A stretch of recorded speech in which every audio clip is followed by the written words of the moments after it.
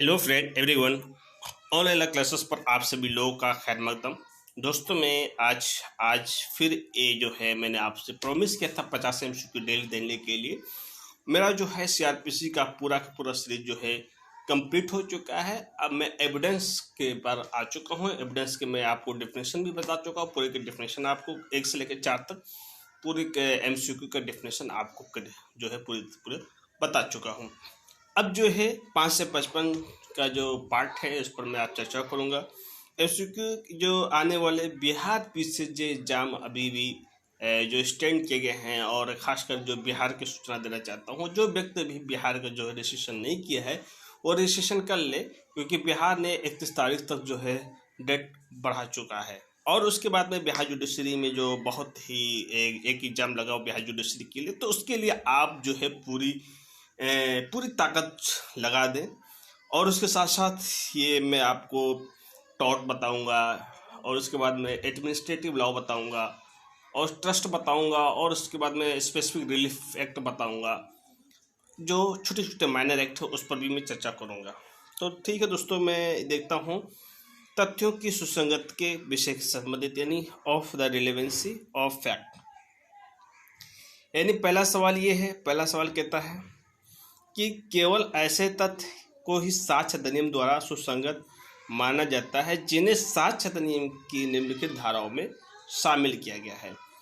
यानी 5 से लेकर 55, तो ये जो है माना गया है 5 से लेकर 55 तक। ठीक है। दूसरा सवाल है भारतीय साक्ष्य अधिनियम 1872 क्या है? भारतीय साक्ष्य अधिनियम 1872 निम्नलिखित में कौन सी धारा प्रावधान करती है कि विवादित तथ्यों तथा सुसंगत तथ्यों को साथ दे जा सकते हैं? तो आंसर है 5, यानी धारा 5 भारतीय साक्ष्य अधिनियम के अंतर्गत किस संबंध में साक्ष्य दिए जा सकते हैं? कहता है कि भारतीय साक्ष्य अधिनियम में के अंतर्गत किस संबंध में साक्ष्य दिए? केवल विवादित तथ्य ए। और उसके बाद में कहता है भी केवल सुसंगत तथ्य। तो इसमें जो है उत्तर है विवादक तथ्य और सुसंगत तथ्य दोनों साक्ष्य दिए जा सकेंगे। ये धारा 5 में बताया गया है। यानी धारा 5 में अगर आप देखेंगे तो धारा 5 की जब परिभाषा देखेंगे उसमें कहता है कि धारा 5 में किसी न्यायालय के समझ विवादित तथ्य की अवधारणा के न्यायालय जिन तथ्यों को साथ दिया जा सकता है वो सुसंगत तथ्य होंगे। यानी जिन तथ्यों को साथ दिया जाएगा वो सुसंगत तथ्य होंगे, और न्यायालय के पेश किए जाने वाले सुसंगत तथ्यों को निर्धारित साक्ष्य अधिनियम धारा 6 से लेकर 55 तक किया जा सकता है। ठीक है। अब उसके बाद में निम्नलिखित में कौन सी, इसमें चौथा सवाल है निम्नलिखित में से कथनों में से कौन सा सही नहीं है? यानी कथन सही नहीं है। ठीक है। साक्ष्य अधिनियम धारा 5 के अनुसार किस वाद और कार्यवाही के साक्ष्य दिए जा सकते हैं? पहला, प्रत्येक विवादित तथ्यों का अस्तित्व, प्रत्येक विवादित तथ्य का अनस्तित्व, साक्ष्य अधिनियम के विभिन्न प्रावधानों का दो सुसंगत तथ्य घोषित किया गया, उन तथ्यों को जिन्हें पक्षकार सुसंगत मानते हैं। तो उत्तर इसका डी है, उत्तर इसका घ है। प्रत्येक विवादित तथ्य के अस्तित्व, अनस्तित्व और साक्ष्य अधिनियम के विभिन्न प्रावधानों के अंतर्गत सुसंगत तथ्यों को घोषित तथ्यों को दिया जा सकता है। भारतीय साक्ष्य अधिनियम की धारा के अंतर्गत रेस चेष्टा एक ही संव्यवहार के सिद्धांत की गई है। क्वेश्चन क्या है? धारा 5, धारा 6, धारा 7। तो उपरोक्त में से धारा 6 है। छठवां सवाल है रजिस्ट्रा का शाब्दिक अर्थ क्या होता है? तो रजिस्ट्रा का शाब्दिक अर्थ होता है एक ही संव्यवहार में हो, यानी एक ही कदम में हो। ठीक है। और उसके बाद में कहा एक ही संव्यवहार के हिस्से रहे तथ्यों को जाना जाता है। तो क्या जाना जाता है? रजिस्ट्रा जाना जाता है। यानी एक ही संव्यवहार का हिस्सा रहे और तथ्यों से जाना जाता है, इसे क्या कहा जाता है? रजिस्ट्रा कहा जाता है। रजिस्ट्रा हेतु मानदंड क्या है? रजिस्ट्रा हेतु मानदंड क्या है? तो समय, पहला समय तथा स्थान की निकटता, प्रयोजन की सामुदायिकता, कार्यवाही की निरंतरता, उपरोक्त में से सभी। 9वां सवाल है रजिस्ट्रा शब्द साक्ष्य अधिनियम की धारा 6 में क्या है? साक्ष्य अधिनियम की धारा 6 में उल्लिखित तथ्यों का समक्ष होता है। इसका अर्थ है कि किसी संव्यवहार के दौरान की गई कार्य, विवादित तथ्य एवं प्रतिवेशी प्रतियां, स्वयं के लिए मुखर कार्यवाहियां, और उसके बाद उपरोक्त में से सभी। तो उपरोक्त में से सभी। अब सवाल नंबर 10 देखते हैं। निम्नलिखित भारतीय साक्ष्य अधिनियम के किस प्रावधान के अंतर्गत एक ही सन व्यवहार का भाग होने वाले शब्द को प्रकट करता है? तो उत्तर है ख यानी बी, धारा 6। अब 11 सवाल, एक ऐसे यानी ऐसे तथ्य जो एक ही सन व्यवहार का भाग बनते हों भारतीय साक्ष्य अधिनियम की धारा के अंतर्गत सुसंगत होता है? धारा 6 के अंदर सुसंगत होता है। किसके अंदर होता है? धारा 6 के अंदर सुसंगत होता है। ओके, और उसके बाद में क्वेश्चन नंबर 12 यानी क्वेश्चन नंबर 12 क्या कहता है? खा की का द्वारा हत्या के मामले में कौन सा तथ्य सुसंगत है? यानी खा की का द्वारा हत्या के मामले में कौन तथ्य सुसंगत है? ये है कि का पुलिस ने आने से पूर्व फौरन ही घटनास्थल से दूर जा चुका था, यानी पुलिस आने से पहले ही घटनास्थल से दूर जा चुका था। ये है कि का ने अपने मित्र के मौत का बदला लेने के लिए संबंध अपने मित्र से चर्चा की थी।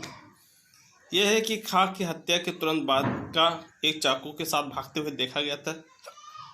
उपरोक्त में से सभी तो एक ही कर्म के हैं, एक ही कर्म का सन व्यवहार है, इसलिए काज रजिस्टर है।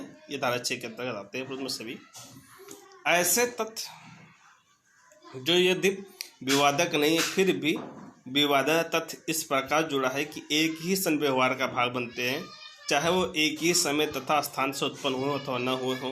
तो क्या है? ए असंगत होते हैं, बी सुसंगत होते हैं, सी आंशिक तौर पर सुसंगत होते हैं। उपरोक्त में से कोई नहीं। तो इसका जो उत्तर है ख सुसंगत होते हैं। नहीं, यानी सुसंगत होते क्या है कि ये सुसंगत होते हैं ऐसे तथ्य जो यदि विवादक नहीं है फिर भी विवादक तथ्य इस प्रकार जुड़ा है कि एक ही सन व्यवहार का भाग बनते हैं। अगर विवादक तथ्य नहीं फिर भी विवादक तथ्य इस प्रकार जुड़ा हुआ है कि एक ही सन व्यवहार का भाग बनते हैं, चाहे वो एक ही समय तथा स्थान से उत्पन्न हुआ हो अथवा न हुआ हो, तो सुसंगत होंगे। क्वेश्चन नंबर 14 क्या कहता है? क्वेश्चन नंबर 14 कहता है कि का पर एक सशस्त्र विप्लव जिसमें संपत्ति नष्ट की जाती है, सैनिक पर हमले किए जाते हैं तथा जेल को तोड़कर खोली जाती है, में भाग लेने के कारण भारत सरकार के विरुद्ध युद्ध करने का अभियुक्त है, का इन सभी कार्रवाइयों में उपस्थित नहीं है तथापि तथ्यों को उत्पत्ति सुसंगत है, क्योंकि जो है क्या है वे एक ही सन व्यवहार के हिस्से बनते हैं। क्या है? वो एक ही सन व्यवहार के हिस्से बनते हैं। क्वेश्चन नंबर 15 है निम्नलिखित में से कौन सा कथन सही नहीं है? क्वेश्चन नंबर 15 है, कहता है कौन सा कथन सही नहीं है? तो का चाकू से खा की गर्दन पर प्रहार करता है, यानी चाकू से खा पर की गर्दन पर प्रहार करता है, जिसे गा द्वारा देखा जाता है। किसके द्वारा देखा जाता है? गा देख लेता है कि खा चाकू प्रहार करता है। गा चिल्लाता है का खा की हत्या कर रहा है, ये गा का उद्गार है, सुसंगत हो क्योंकि तत्कालिक था। बी कहता है सुसंगत, बी क्या कहता है? सुसंगत है क्योंकि सन व्यवहार का भाग बनता है। सी कहता है सुसंगत होगा क्योंकि एक ही सन व्यवहार के संबंध में किए जाने योग्य है। और डी कहता है सुसंगत होगा क्योंकि एक विवादक तथ्य है। यानी तो इसका जो उत्तर है उसका उत्तर बी है। क्या कहता है? सुसंगत, यानी सुसंगत है क्योंकि एक सन व्यवहार का भाग बनता है। क्या है क्वेश्चन? क्या कहता है क्वेश्चन? ये कहता है निम्नलिखित में से कौन सा कथन जो है सही है, स्टेटमेंट सही है? तो का पर चाकू से गा गर्दन पर जो है प्रहार करता है, यानी ए है, और चाकू से बी पर गर्दन प्रहार करता है, जिसे गा देख लेता है और जोर से चिल्लाता है कि ए ने बी की हत्या कर रहा है, जोर से कहता है ए ने बी की हत्या किया है। तो ए का जो उद्गार है तो एक सुसंगत होगा क्योंकि वो सन व्यवहार का एक भाग बनाता है, क्योंकि वो ट्रांजैक्शन का है, क्योंकि वो सन व्यवहार का एक भाग बनाता है। अब क्वेश्चन नंबर देखते हैं 16। एक तथ्य सुसंगत होता है। क्या है? एक फैक्ट जो रिलेवेंसी होता है। कैसे होता है? तो इसका जो उत्तर है कि उत्तर जो है सभी या ये किसी से विवादक तथ्य से ऐसे जुड़ा ताकि वो एक ही सन व्यवहार का भाग बन सके। यानी कैसे होगा? सुसंगत होगा कि ये किसी विवादक तथ्य यानी किसी भी फैक्ट एंड इशू किसी भी से जुड़ा हो ताकि एक ही सन व्यवहार का भाग हो, किसी भी फैक्ट एंड इशू से जुड़ा हो और ताकि एक ही सन व्यवहार का भाग बन सके, तो उसे क्या कहा जाता है? सुसंगत कहा जाता है। सुसंगत होंगे, वो फैक्ट जो है सुसंगत होंगे। भारतीय साक्ष्य अधिनियम 1872 यानी भारतीय साक्ष्य अधिनियम 1872 के अंतर्गत रेस जेस्टा का नियम कहाँ प्रयोग होगी? तो रेस जेस्टा का नियम भारतीय साक्ष्य अधिनियम में कहाँ प्रयोग होगी? तो उत्तर है सिविल तथा आपराधिक दोनों मामले में प्रयोग होगी। कहाँ होगी? सिविल और आपराधिक मामले में दोनों जगह प्रयोग होगी। ठीक है। रेस जेस्टा के ब्रिटिश सिद्धांत से क्या आधारित है? तो रेस जेस्टा ब्रिटिश सिद्धांत पर जो है भारत के स्थान पर है, भारत के में स्थान है तथा इसमें भारतीय साक्ष्य अधिनियम 1872 धारा 6 में स्थान दिया गया है। अब देखते हैं क्वेश्चन नंबर 19 देखते हैं। साक्ष्य अधिनियम रजिस्ट्रार का अपवाद क्या है? तो साक्ष्य अधिनियम रजिस्ट्रार का अपवाद श्रुति का नियम है, सुना सुनाई नियम है, ये अपवाद है। सुसंगत का नियम ये भी रजिस्ट्रार का भाग है। परिस्थितिजन्य साक्ष्य भी रजिस्ट्रार का भाग है। अब तथ्य जो यद्यपि 20 सवाल देखते हैं। तथ्य जो क्या कहता है? तथ्य जो यद्यपि विवादक न हो परंतु विवादक तथ्य से इस प्रकार जोड़ा है कि एक ही सन व्यवहार का भाग बनते हैं, चाहे वो एक ही समय तथा स्थान पर उत्पन्न हुए अथवा न हुए हों। यानी इसका फिर से सवाल देखते हैं। तथ्य जो फैक्ट हैं जो यदि विवादक न हो, जो है विवादक न हो परंतु विवादक तथ्य इस प्रकार जोड़ा है कि एक ही सन व्यवहार का भाग बनते हैं, कि एक ही सन व्यवहार का भाग बनते हैं, चाहे वो एक ही समय तथा स्थान पर उत्पन्न हुए अथवा न हो। तो ये क्या कहेंगे? ये होते हैं सुसंगत होते हैं। क्या होते हैं? ये सुसंगत होते हैं। ठीक।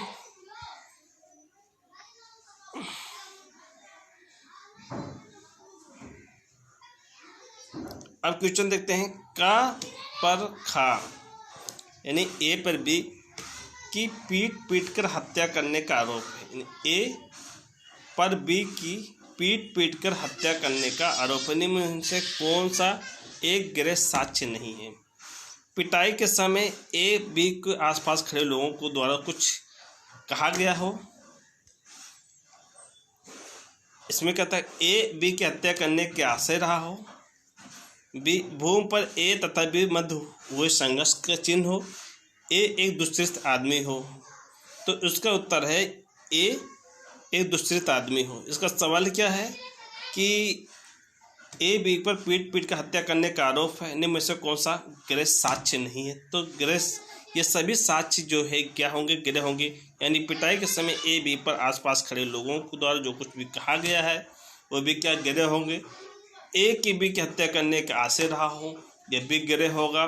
और उसके बाद में क्या कि भूमि पर ए तभी मध्य हुए संघर्ष के चिन्ह, यह भी गैर हैं। लेकिन ये एक दुष्चरित आदमी है, ये गैर नहीं है। ठीक।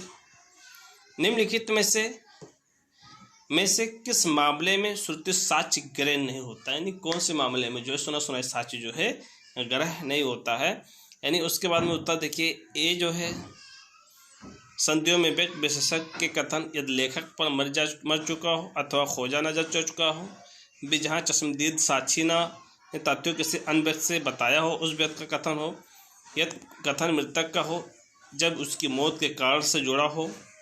और उसके बाद में कहा यदि कथन विवादक संव्यवहार का भाग हो। तो इसका जो उत्तर है खा है।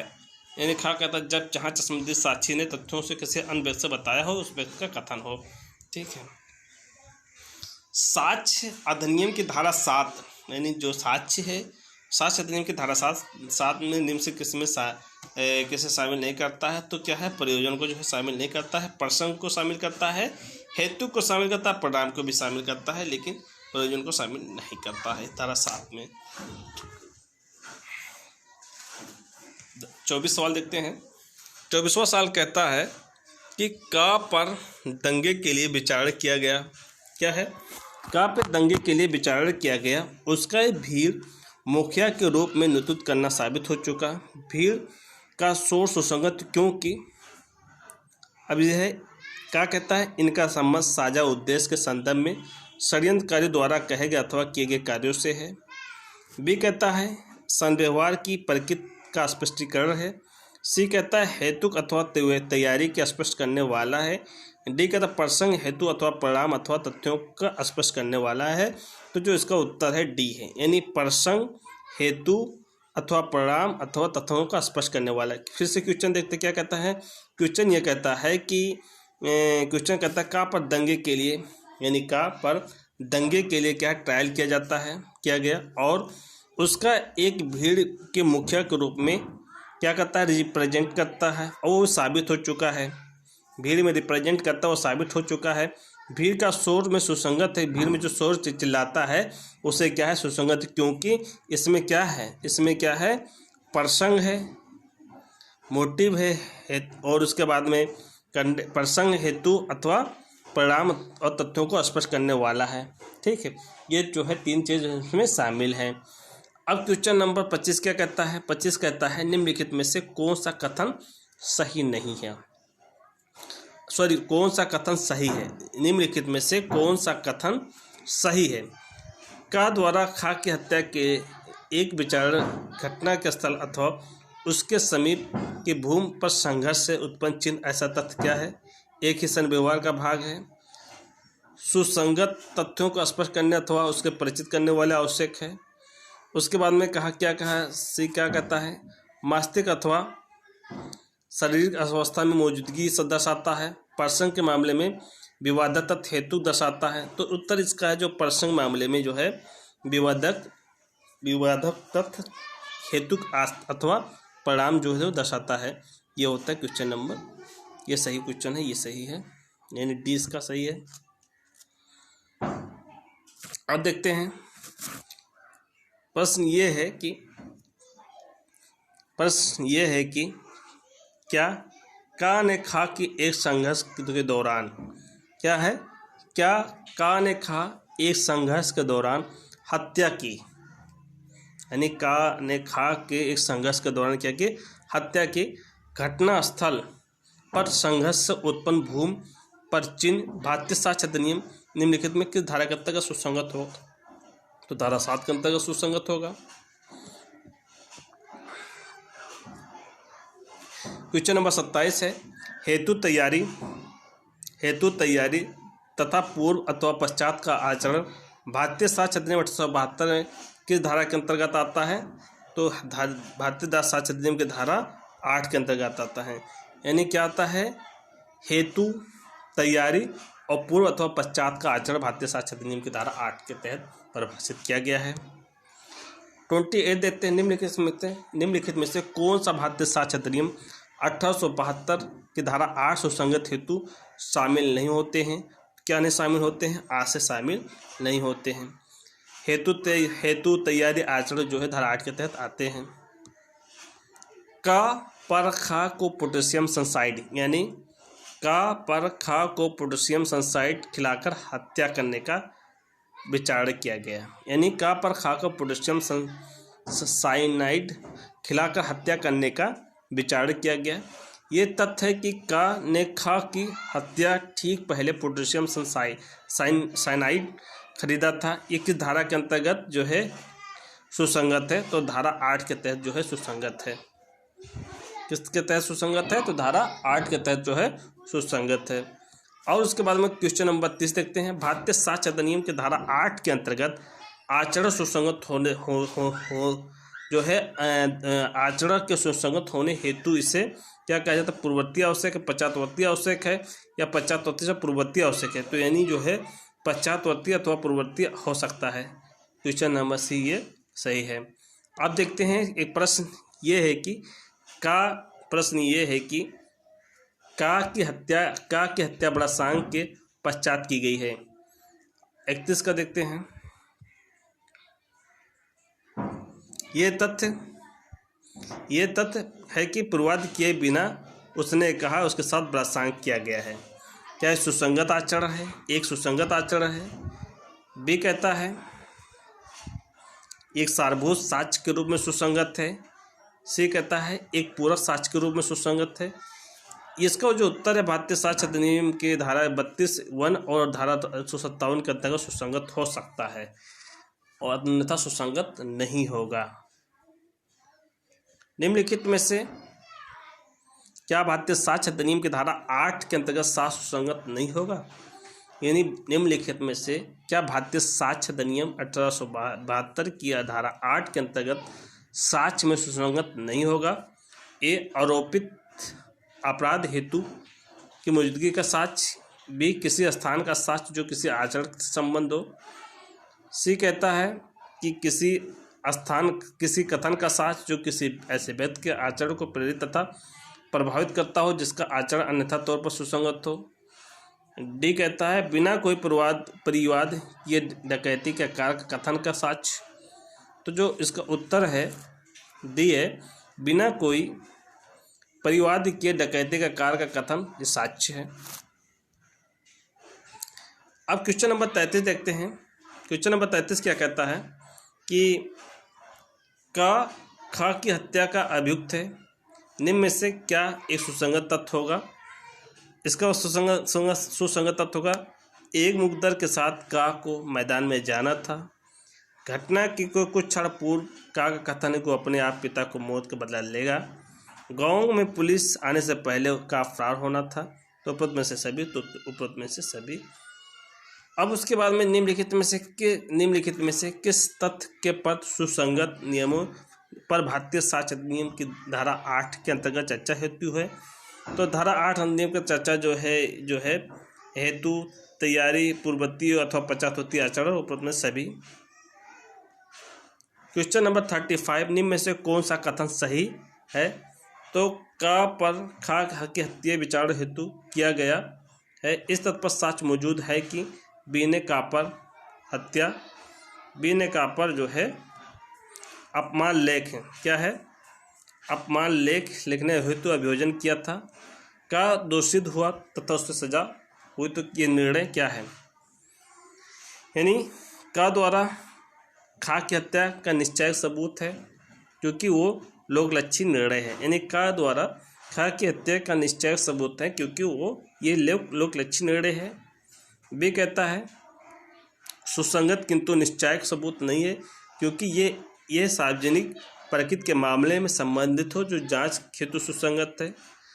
सा कहता सुसंगत है क्योंकि ऐसे निर्णय की मौजूदगी में विवादक तथ्य होता हो।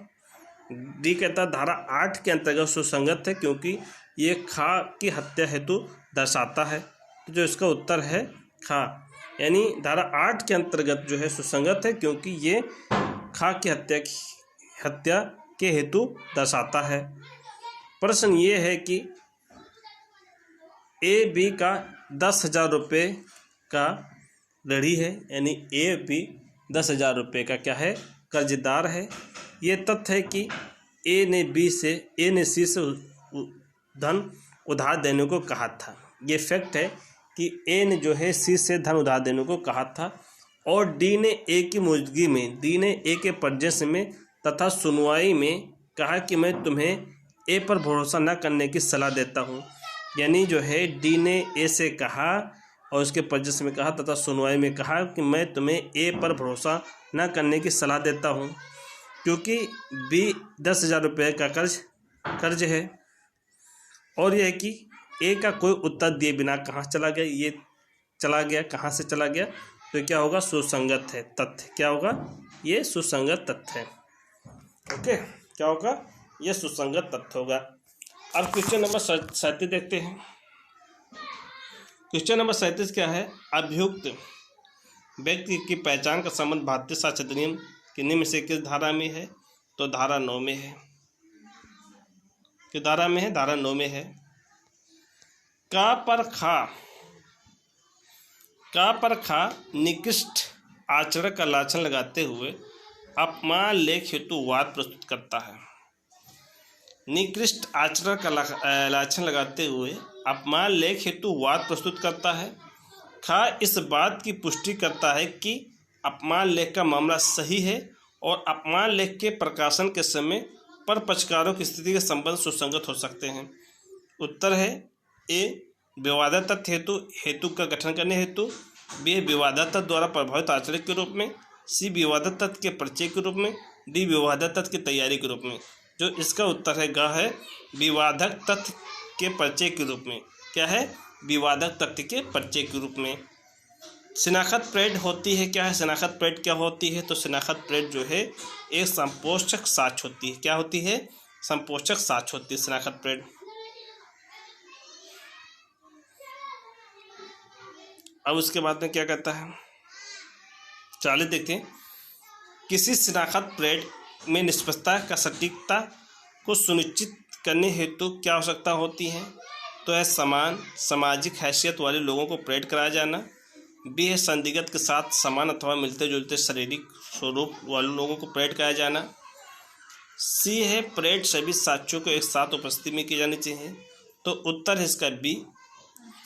उत्तर बी कहता है संदिग्ध के साथ समान अथवा मिलते जुलते शारीरिक स्वरूप वाले लोगों को परेड कराया जाना चाहिए। अब 41 कहता है किसी षड्यंत्रकारी द्वारा यानी किसी षड्यंत्रकारी द्वारा किसी समान परिकल्पना के संदर्भ में कही अथवा किए गए कार्य साक्ष्य अधिनियम की किस धारा के अंतर्गत सुसंगत तथ्य होते हैं? तो धारा 10 के अंतर्गत सुसंगत तथ्य होते हैं। का तथा खा को यानी का तथा खा को एक पुलिस अधिकारी को घूस देने हेतु संयंत्र में अभियोजित किया गया था। का पुलिस थाने गया और इंस्पेक्टर को नोट की एक गड्डी देने को प्रस्ताव किया। उसने इंस्पेक्टर से कहा कि खा के अपने विरुद्ध एक मामले का रफा दफा करने के लिए उससे पैसे भेजे। पैसे का प्रस्ताव का संतलित कथन किस विरुद्ध सुसंगत थे? तो किस विरुद्ध सुसंगत थे? तो का तथा खा दोनों जो है के विरुद्ध सुसंगत थे। यानी कहा कि फिर से क्वेश्चन देखते हैं। क्वेश्चन क्या कहता है कि ए तथा बी को एक पुलिस अधिकारी को घूस देने हेतु षड्यंत्र में अभियोजित किया गया था। यानी ए बी को जो है पुलिस अधिकारी को घूस देने में क्या षड्यंत्र में जो है अभियोजित किया गया। ए पुलिस थाने गया और इंस्पेक्टर को नोट की एक गड्डी देने को प्रस्ताव किया। यानी इंस्पेक्टर को जो है एक गड्डी देने का प्रस्ताव किया। उसने इंस्पेक्टर से कहा कि खा ने अपने विरुद्ध एक मामले को रफा दफा करने के लिए उससे पैसे भेजे हैं। यानी उसने कहा खा ने जो है अपने मामले को रफा दफा करने के लिए पैसे भेजे हैं। पैसे का प्रस्ताव तथा एक असंतुलित कथन किसके विरुद्ध सुसंगत होंगे? तो का खा दोनों के विरुद्ध जो है संतुलित होंगे। यानी का खा के दोनों के विरुद्ध जो है क्या संतुलित होंगे? इसके जो है ए भी दोनों संतुलित होंगे। ठीक। अब 43 देखते हैं। साक्ष्य अधिनियम के अंतर्गत षड्यंत्र की जारी रहने के दौरान एक षड्यंत्रकारी के द्वारा कुछ भी कहा गया अथवा लिखा गया तथ्य के सिद्धांत के अंतर्गत षड्यंत्रकारी के विरुद्ध सुसंगत होगा। तो उत्तर है अभिकरण के विरुद्ध होगा। 44 है भारतीय साक्ष्य अधिनियम यानी भारतीय साक्ष्य अधिनियम घोषित करता है कि किसी भी षड्यंत्रकारी द्वारा कहा या किया अथवा लिखा गया कोई भी कार्य षड्यंत्र सिद्ध करने हेतु सुसंगत है यदि वो उनके समान आशय को पूरा करने से संबंधित रहा हो, उनके समान आशय के संदर्भ में रहा हो, या उनके समान आशय को अभियोजित करने में रहा हो, या उनका समान आशय को पूरा करने में। जो उसका उत्तर है उनके समान आशय के संदर्भ में रहा हो, ये उत्तर सही है। ठीक। अब क्वेश्चन देखते हैं 45। निम्नलिखित में से कौन सा कथन साक्ष्य अधिनियम की धारा 10 के अंतर्गत सुसंगत हैं? तो वे तथ्य जिसने षड्यंत्र का पता लगाया जा सके, वे तथ्य जो है जिन्हें षड्यंत्र का पता लगाया जा सके, ये जो है धारा 10 के अंतर्गत सुसंगत हैं। षड्यंत्र सिद्ध करने हेतु यानी षड्यंत्र सिद्ध करने हेतु साक्ष्य की सुसंगतता के लिए निम्नलिखित में से कौन सा सही नहीं है? यहाँ क्या है? सही नहीं है। तो ये विश्वास करने का युक्त आधार है अवश्य मौजूद होना चाहिए कि दो अथवा अधिक व्यक्ति षड्यंत्र में शामिल है। बी कहता है प्रश्नगत कार्य अवश्य ही उस समय के बाद किया गया होना चाहिए जब षड्यंत्र के आशय उनमें से किसी एक प्रथम वर्तमान में धारण किया हो। सी कहता है ऐसा कार्य अवश्य हो ही उनके समान आशय के बारे में किया गया होना चाहिए।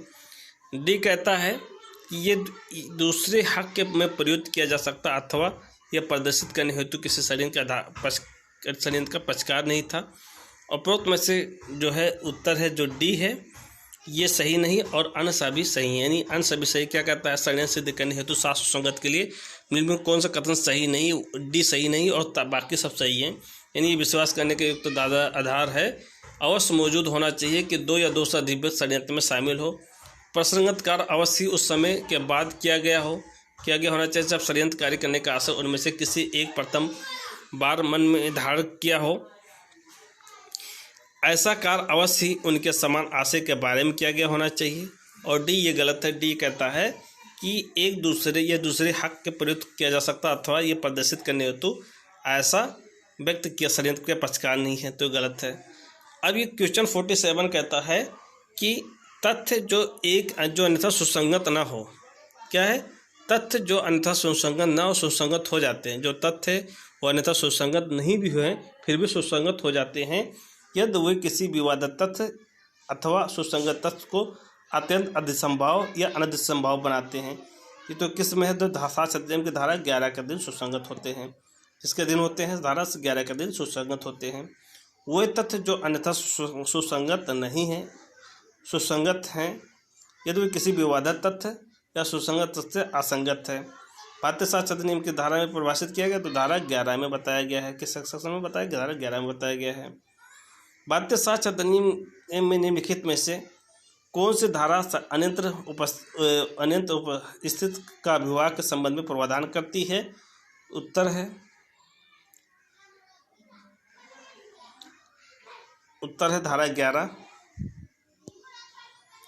साक्ष्य अधिनियम में कौन सी धारा अवशिष्ट धारा कहा जाता है जिसका संबंध तथ्यों की सुसंगतता से है? तो धारा 11। दोस्तों मैं क्वेश्चन 50 जो है कंप्लीट कर लिया हूँ। नेक्स्ट आपको कल मिलूँगा। हमारी पूरे सेशन देखिए। थैंक यू, धन्यवाद।